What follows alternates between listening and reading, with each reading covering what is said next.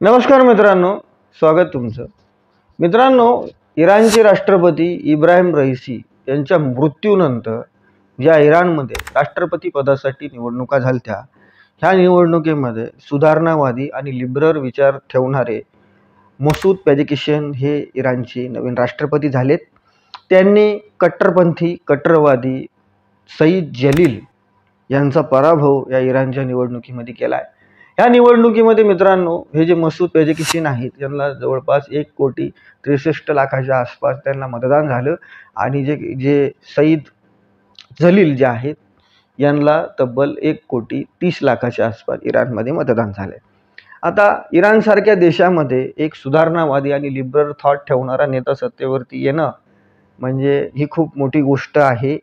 कारण जर तुम्ही इराणची सर्व सिस्टीम बघितली, खास करून 1979ची ज्यावेळेस इराणमध्ये जी इस्लामिक क्रांती आयतुल्ला रुहोल्ला खामेनी यांच्या नेतृत्वाखाली झाली, इराणचे जे धार्मिक रिलिजियस लीडर यांच्या नेतृत्वाखाली जी इस्लामिक क्रांती झाली, त्यानंतर जी इराणमध्ये जी राजकीय पूर्ण डेमोग्राफीच इराणची बदलली होती, त्या इराणमध्ये अशा प्रकारचा एक सुधारणावादी नेता किंवा लिबरल थॉट ठेवणारा नेता सत्तेवरती येणं ही खूप मोठी घटना आहे आणि ही खूप मोठी गोष्ट आहे. तसं जर विचार केला तर इराणमध्ये राष्ट्रपती पदाच्या निवडणुका ह्या दर 4 वर्षांनी होत असतात. पण इब्राहिम रईसी यांच्या दुर्दैवी हेलिकॉप्टर दुर्घटनेमधल्या मृत्यूनंतर ह्या निवडणुका मित्रांनो इराणमध्ये आधी झाल्या आणि ह्या निवडणुकीमध्ये खास करून जो आपण इराणमधला जो सर्व जे स्ट्रक्चर बघितलं, त्या स्ट्रक्चरनुसार इराणचे सर्वोच्च नेते आहेत, धार्मिक नेते आयतुल्ला खामेनी हे राष्ट्रपती पदासाठी उमेदवार ते मान्यता देत असतात. तर सुरुवातीला असे 8 उमेदवार होते आणि ह्या 8 उमेदवारापैकी शेवटच्या टप्प्यामध्ये मसूद पेजेकिशन आणि सईद जलील हे दोघं समोरासमोर होते आणि ह्या झालेल्या निवडणुकीमध्ये मसूद पेजेकिशन यांचा विजय झालेला आहे. मित्रांनो, मसूद पेजेकिशन यांच्यासमोर या निवडणुकीनंतर किंवा राष्ट्रपती झाल्याच्या नंतर प्रचंड मोठे आव्हान असणार आहे. कारण तुम्हाला माहीत असेल की इराणवरती मोठ्या प्रमाणामध्ये अमेरिकेने एम्बार्गो लावलेत. इराणमध्ये मोठ्या प्रमाणामध्ये सँक्शन आहे आणि या सँक्शनमुळे इराणची अर्थव्यवस्था डबघाईला आलेली आहे आणि मसूद पेजेकिशन यांच्यासमोर सर्वात मोठं आव्हान हेच असणार आहे की इराणची जी बुडती अर्थव्यवस्था आहे, या बुडत्या अर्थव्यवस्थेला सावरण्याचं आव्हान हे इराणचे नवनिर्वाचित राष्ट्रपती मसूद पेजेकिशन यांच्यासमोर असणार आहे. त्याचबरोबर त्यांच्यासमोर दुसरं आणि महत्त्वाचं आव्हान म्हणजे इस्रायल आणि हमास वॉर. इस्रायल हमास वॉरमध्ये इराणची काय भूमिका आहे संबंध जगाला माहिती आहे आणि आता ह्या युद्धामध्ये इराण नवीन राष्ट्रपती यांच्या नेतृत्वाखाली कशा पद्धतीची भूमिका बजावतं हे बघणं महत्त्वाचं ठरणार आहे.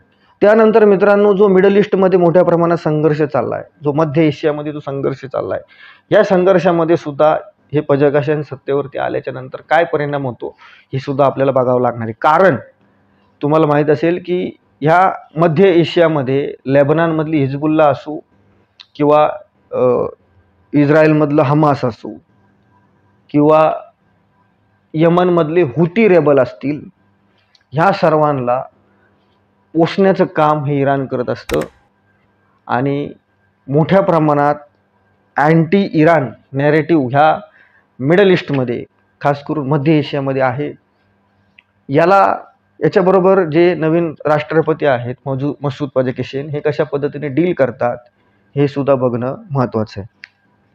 मित्रांनो, पेजेकिशन यांच्यासमोर आव्हानं तर खूप आहेत मोठं, पण पेजेकिशन यांच्याबद्दल जर बोलायचं झालं तर त्यांना एक मास लीडर म्हणून त्यांची इराणमध्ये ओळख आहे.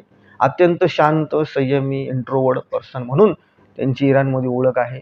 त्यांनी याआधी सुद्धा इराणमध्ये आरोग्यमंत्री म्हणून अत्यंत सुंदर काम त्यांनी इराणमध्ये केलं आहे आणि इराणसारख्या कट्टर देशामध्ये अशा प्रकारचे लिबरल थॉट ठेवणारा नेता सत्तेवरती येणं म्हणजे खूप मोठी गोष्ट आहे.